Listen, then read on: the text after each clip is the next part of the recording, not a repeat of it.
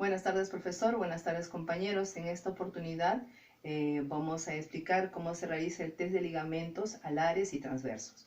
El test los ligamentos son muy importantes porque dan estabilidad a la columna cervical.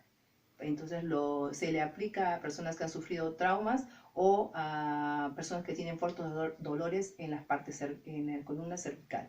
Para ello, nosotros tenemos que encontrar la C2, ¿no? Donde está la espina, ¿no? La espinosa, perdón, y tener nuestros dedos como si fueran unas pinzas para poder cogerlo. Está después de la C1, más o menos a esta altura, y poder coger. Entonces pedimos a nuestro paciente de que pueda inclinarse de derecha a izquierda, ¿no?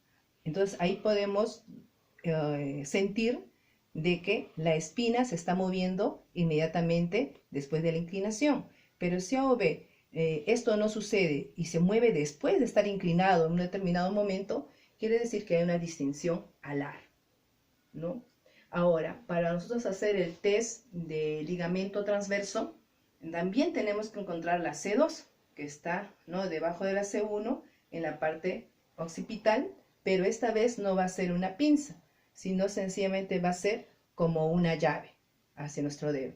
Y ya no va a ser de un lado de derecha a izquierda, sino de posterior a anterior. Entonces vamos a coger al paciente de esta manera para estabilizar ¿no? La parte superior de su cabeza y colocar más o menos en esta altura, ¿no?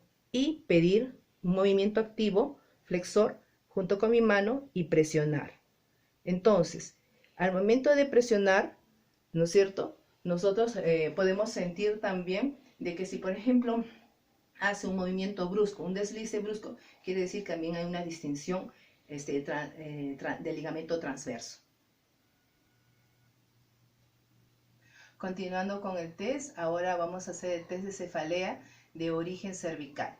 El paciente tiene que estar de cúbito supino, ¿no?, y con la cabeza fuera de la camilla, y lo que vamos a pedir al paciente es hacer una flexión máxima, ¿no?, con las manos, así, y vamos a hacer de que pueda rotar la cabeza de derecha a izquierda. Entonces, si la diferencia de rango es mayor de 15 grados, está bien. Mientras que el anterior era un test de Flexion Rotation Test, hoy vamos a hacer el test de movilización posterior anterior de la C0, C1, C2 y C3. Entonces, primeramente, tenemos que el paciente tiene que estar recostado, pero no fuera la cabecita. Sí, ahí, ajá, así, muy bien. Entonces podemos nosotros observar aquí en la parte occipital y tenemos que ubicar la C0 de tal manera que es más o menos lo que baja aquí, ¿no? Y si al paciente le duele la parte, digamos, de izquierda de la cabeza, podemos dar una parte lateral. Entonces, ¿qué colocamos? Los pulgares en esa área lateral, ¿no? Pero que vaya en dirección a la vista, a los ojos. Entonces le hacemos una presión, ¿no? Posterior, anterior, ¿no? Y si, por ejemplo, el síntoma se repite, podemos continuar, ¿no? Y si no, no sintiera lo mismo, podemos coger la parte C2, C3 en la misma área, hacia abajo, hacia la derecha, ¿no? Pero esta vez tenemos que cogerla y hacer la presión no en dirección a los ojos, sino frente a la cama, digamos, ¿no? Así, o a la camilla. Si, por ejemplo, queremos simular el síntoma que siente el paciente de dolor de cabeza fuerte, incluso podemos girar la cabeza del paciente y seguir presionando, pero ya en dirección, sino en dirección a la boca.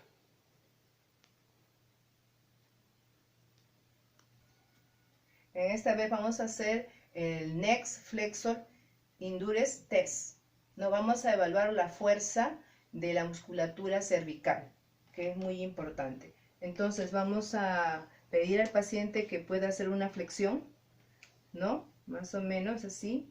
y pedirle, y después que baje la cabeza un poquito, flexionando, pero y ya después voy a retirar mis manos y él tiene que sostener su cabeza, de tal manera que se pueda determinar la fuerza del músculo que hace, ¿no? Que son los músculos flexores que tiene que durar más o menos un promedio de 45 segundos. Si esta decayese, quiere decir que los flexores están débiles.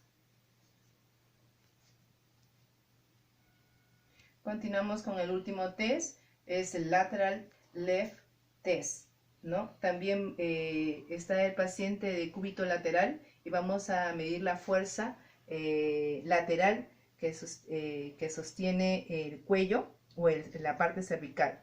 Entonces, para ello, pedimos al paciente que pueda levantar su cabeza, ¿no? Y también sostenerla por sí solo, ¿no? Entonces, en ese momento, él está haciendo el levantamiento de cabeza y aquí podemos ver que si sostiene la cabeza o en un determinado tiempo, aunque no se dice que tenga un determinado tiempo, sino hay una especie de comparación que se hace en esos movimientos, ¿no? Entonces, también se le pone al paciente en el otro sentido, en el lateral opuesto, para poder comparar la resistencia que tiene al momento de levantar de forma lateral la cabeza, ¿no? Para ver el sostenimiento o la fuerza que se hace. Muchas gracias.